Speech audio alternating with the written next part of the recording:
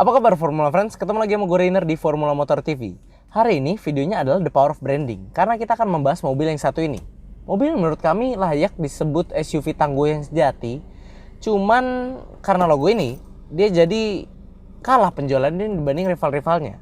Lantas apa yang membuat kami yakin kalau mobil ini layak dimiliki? Ikuti video sampai habis karena kami telah menemukan 5 alasannya.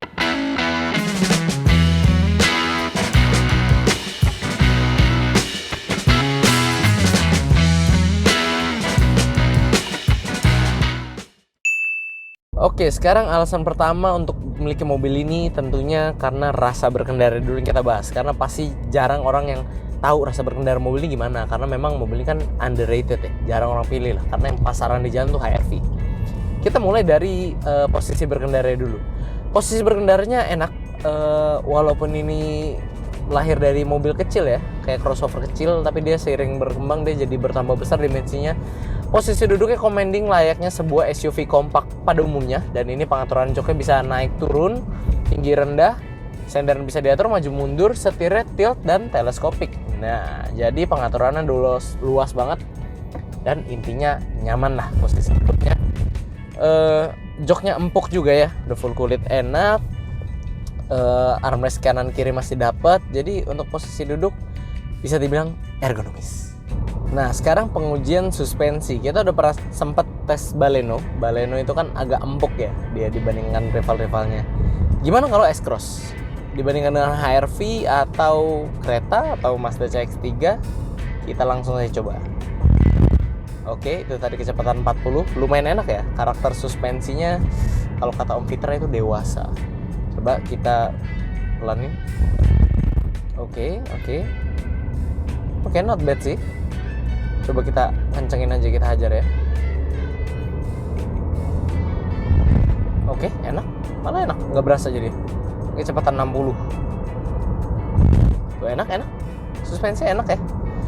Dia kayak apa ya suspensinya? Beda sama HRV sih. Dia agak lebih stiff sedikit, lebih keras sedikit. Tapi bandingannya tetap rasanya nyaman ke penumpang gitu. Tapi kalau dibandingkan dengan HRV dia agak lebih keras sedikit ya. Mungkin ini akan translate ke handlingnya nanti yang akan kita coba. Jadi langsung aja kita coba. Sekarang kita mau coba handlingnya aja. Tebakannya gimana? Mobil SUV, compact SUV agak tinggi ground clearance-nya. Ya harusnya sih nggak bisa berharap banyak. Tapi kita coba aja. Body roll sekali ya. Pengendaliannya sebenarnya cukup direct. Sorry. Pengendalian cukup direct tuh. Cuman limbungnya berasa ke dalam. Pengendalian direct, tajam. Cuman limbung aja. Ya mungkin karena tinggi ya. Tapi direct kok ini, bukan yang ngemot gitu buat kita baca belok nih. Set. Nah, itu set. Tapi cuman karena tinggi dia jadi body roll-nya berasa banget. Jadi kayaknya karena kameramen sudah terpentok ya, kita sudahi aja bagian tes handling ini. Oke, untuk menyimpulkan rasa berkendara mobil ini Suzuki mungkin menggabungkan kenyamanan, tapi ada sedikit juga pengendalian untuk mobil ini. Walaupun pengendalian agak sedikit nggak bisa dibilang enak ya karena mobilnya tinggi, tapi setidaknya ya setirnya nurut langsung gitu. Kalau kita belok dia langsung belok. Nah, tapi dia lebih nonjol juga di kenyamanannya. Yang kita lihat speed bump gini, dia enak gitu. Walaupun mobil ini underrated atau mungkin kalau orang merasanya murah gitu, tapi setelah kita coba bawa, sebenarnya kesan murahnya nggak ada gitu loh. Karena nyaman aja pakai mobil ini. Suspensi enak, posisi berkendaranya pun enak. Jadi kami rasa untuk mendapatkan apresiasi yang kurang ini ya agak salah ya. Lebih baik buat kalian yang penasaran, menurut kami sih coba dulu aja. Karena setelah kami coba, rasa berkendara yang ditawarkan mobil ini not bad. Malah cenderung nyamannya juga akan kalian rasakan gitu loh. Jadi tidak mengecewakan sama sekali. Alasan kedua untuk memiliki mobil ini adalah karena fiturnya. Kita mulai dari fitur hiburan dulu. Dia sudah auto on and off LED DRL dan ada headlampnya juga, dia sudah proyektor ya. Lalu di atasnya dia ada roof rail yang bisa kepakai, bukan cuma aksesoris doang. Masuknya udah keyless entry, nyalainnya udah start stop engine, dan setirnya sudah dibalut kulit sama seperti joknya ya, sudah full kulit. Ada audio steering switch sebelah kiri, Cruise control sebelah kanan, belakangnya punya pedal shift, dan seperti biasa khasnya Suzuki, dia punya Bluetooth buttonnya di sini. MID-nya dia cukup besar dan berwarna juga, jadi nggak membosenin. Di sebelah sini ada electric retract mirror ya, terus juga ini head unitnya standar touchscreen, ada AC digital juga, dan oh ya, spionnya ini udah auto dimming, dan juga baru ngeliat ini ada sensor, nyala dia. Nah, ada rain sensing wiper, jadi udah nggak usah yang intervalnya kita atur, dia ngebaca sendiri butuh seberapa cepat wiper itu bekerja, dan sensornya akan memberi info ke wipernya. Sedangkan untuk fitur keselamatannya, dia sudah dilengkapi dengan dual airbag, cukup standar. Lalu dia pengeremannya all, empat-empatnya itu sudah cakram, tentunya sudah ABS EBD juga ya. Dan dia juga sudah ada parking sensor bawaan di sini, dan dia juga punya rangka itu disebut Suzuki Tech Body, jadi lebih bagus dalam meredam benturan.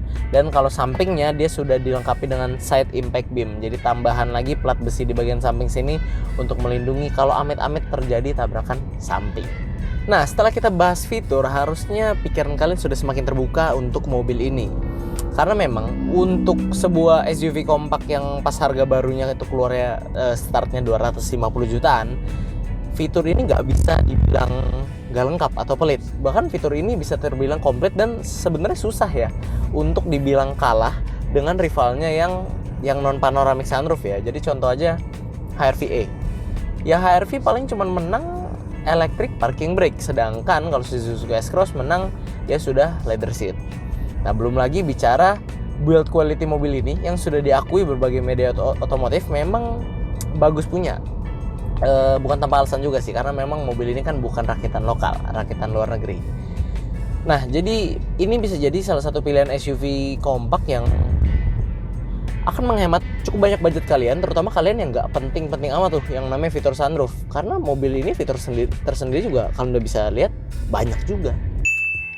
Suzuki memberikan mesin berkode M15A yang berkubikasi 1500 cc, di mana dari jantung pacu ini S-Cross bisa menyemburkan tenaga sebesar 109 PS pada putaran 6000 rpm dan torsi maksimal hingga 138 Nm pada putaran 4400 rpm. Tenaga ini disalurkan ke roda depan melalui transmisi otomatis konvensional 6 percepatan. Sedangkan untuk konsumsi bahan bakarnya, mobil ini mampu mencatatkan angka hingga 14 km per liter untuk penggunaan dalam kota. Nah, alasan ketiga untuk meminang mobil ini adalah karena kombinasi mesin M15A-nya yang digabungkan dengan transmisi otomatis konvensional, di mana selain menyemburkan tenaga yang terasa lebih instan dibandingkan transmisi CVT, biaya perawatannya juga jadi lebih murah. Nah, kita bisa lihat ya, Suzuki memang nggak mau ngasih macam-macam mesin yang macam-macam ke mobil ini. 1500 cc aja, tenaganya juga so-so lah. Nggak, ya memang bukan yang paling bertenaga juga di kelasnya. Tapi setidaknya Suzuki tahu, toh at the end of the day, mobil ini memang bakal dipakainya juga bukan di medan-medan yang berat. Meskipun dia SUV kompak, akan tetap banyak di perkotaan mobil ini. Meskipun nggak menutup kemungkinan, mobil ini juga kalian ajak ke medan luar kota sesekali bisa. Karena dia gigi sudah tersedia yang manual dan ada pedal shift juga, dan bukan CVT, jadi bukan bohong-bohongan pergantian giginya. Nah, itu dia keuntungan untuk mobil ini ya, tarikannya terasa lebih instan dibanding CVT, dan perawatan lebih murah, dan juga dibilang boros-boros banget juga nggak bisa juga, karena cuma 1500 cc mesinnya, ya kan? Makanya itu dia menjadi daya tarik mobil ini yang sekarang sudah mulai langka untuk kita temukan di rival-rivalnya. Nah, kalian sendiri tadi udah bisa lihat ya saingan dia yang memang ada di tahun 2018, cuman kita memang nggak punya Mazda CX-3, walaupun kita cukup yakin Mazda CX-3 itu agak sempit. Oh, kalau dibandingkan dengan HR-V dan Outlander, Suzuki S-Cross ini yang pasti nggak juara terakhir, dan mungkin bisa jadi juara pertama soal kelegaan, karena legroomnya setelah kita bandingkan dia cuman kalah lega luas dengan Outlander. Outlander tuh kolong sama bangku depannya tinggi, jadi kayak bisa selonjoran, masih bisa naik turun. Kalau ini enggak. Dan yang paling sempit ternyata untuk legroom selonjoran ya, itu HR-V. Dan tiga-tiga tadi joknya sudah diposisikan dengan posisi gue nyetir ya, jadi sama semua penilaiannya. Dan untuk headroom mungkin S-Cross ini juga bisa dibilang menang tipis dibandingkan Outlander. Dan lagi-lagi HR-V jadi yang paling sempit ya. Kenapa ya? Gue juga kaget, ternyata HR-V sempit. Disclaimer dulu, gak ada yang sempit sih sebenarnya, semua lega di SUV compact SUV. Cuman ternyata jika dibandingkan, S-Cross ini juga lega gitu loh. Bahkan bisa dibilang salah satu yang paling lega di antara rival-rivalnya. Makanya mobil yang sering dipandang sebelah mata ini kasihan sebenarnya. Karena ternyata pas kita coba sampai baris 2-nya pun kelegaannya juga memberikan kenyamanan untuk penumpang yang duduk di belakang. Dan alasan kelima untuk memiliki mobil ini adalah tidak lain tidak bukan karena harganya yang paling terjangkau di kelasnya. Seperti yang kalian bisa tahu ya, segmen SUV compact ini lagi rame-ramenya, lagi trending-trendingnya. Semua pabrikan tuh kayak banyak kan berlomba-lomba gitu bikin produk SUV compact mereka. Karena memang kita semakin yakin juga ya dengan begini trennya, memang mobil jenis inilah yang akan dipilih masyarakat karena memang sangat cocok untuk memenuhi kebutuhan masyarakat zaman sekarang. Nah, kita contoh aja. Mobil SUV compact itu punya ground clearance yang tinggi. Jadi mau melibas jalanan perkotaanmu yang mulus atau luar kota yang mungkin agak sedikit bergelombang dikit atau gimana, itu dia nggak takut mentok atau gimana. Selanjutnya SUV compact juga memiliki ukuran yang pas. Dia bisa mengakomodir penumpang dengan lega, bawa barang banyak, tapi nggak segede mobil leather frame SUV yang bongsor banget gitu loh. Karena saya kan kalau dipakai di perkotaan kegedean kalau leather frame SUV, beda dengan compact SUV yang ukurannya pas. Sekarang kita lihat mobil apa aja sih yang ada di segmen compact SUV. Hyundai punya Creta, Toyota punya Yaris Cross, Honda punya HR-V, dan Mitsubishi dulu punya Outlander, kalau sekarang X-Force, dan terakhir sih Suzuki ini punya S-Cross. Nah, untuk menambahkan perspektif mengadu harga yang benar, kita buang dulu rival-rivalnya yang nggak ada pas tahun 2018. Menyisakan kita pada SUV-SUV ini. Nah, sekarang kita lihat HR-V E yang fiturnya bisa dibilang 11-12 sama mobil ini. Kalau kalian lihat HR-V E 2018 itu pasti harganya masih di atas 200. Mazda CX-3 apalagi, itu lebih di atasnya lagi. Dan nggak usah ngomong Outlander yang PX yang ada panoramik ya. Outlander tipe tengah aja gue yakin harganya masih lebih tinggi daripada SUV compact buatan Suzuki yang satu ini. Nah, buat tambahan perspektif juga, perbedaan harganya tuh bisa mencapai lebih dari 50 juta rupiah. Jadi dengan kalian memilih model SUV compact yang satu ini, bayangkan seberapa besar budget yang bisa kalian hemat. Padahal mobilnya juga nggak kalah dibandingkan rival-rivalnya. Nah, tapi di sisi lain harganya yang terjangkau juga seolah-olah menjadikan pisau bermata dua untuk mobil yang satu ini. Di sisi lain harga terjangkau bersahabat untuk kita pilih ya, hemat budgetnya lumayan. Tapi di sisi lain harga yang terjangkau dari mobil ini membuat orang-orang tuh banyak yang memandang mobil ini sebelah mata. Ya sekarang pertanyaan gini aja, kita udah coba mobil ini dari rasa berkendara, melihat fitur, performa mesin hingga duduk di baris 2-nya.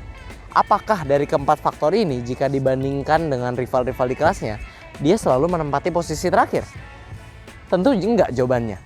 Jadi 4 itu tadi dikombinasikan dengan harganya yang paling terjangkau membuat kami menarik kesimpulan bahwa mobil ini adalah mobil yang sangat underrated, atau kalau bahasa anak-anak zaman sekarang tuh hidden gem buat kalian miliki.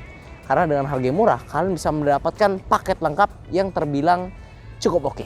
Itu difference 5 alasan untuk memiliki Suzuki S-Cross 2018. Mobil SUV dengan bantingan suspensi yang nyaman ditambah fitur-fitur yang gak kalah komplit dengan rival-rivalnya dan performa mesin yang mantap.